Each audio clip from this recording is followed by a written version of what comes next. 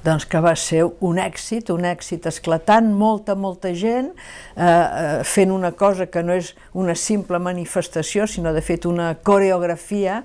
Els artistes diuen que va ser una performance, una activitat artística que va posar en evidència davant dels nostres ulls que som molts, que som capaços de fer coses molt difícils i que les fem amb èxit, i que va fer-nos populars als ulls del món. És a dir, que hem sigut coneguts i reconeguts com un poble tenaç, intel·ligent, disciplinat, simpàtic, alegre, als ulls del món. Bé, jo crec que hi ha una mobilització social molt important. Es va evidenciar aquest 11 de setembre del 2014, igual que s'havia evidenciat el 2013.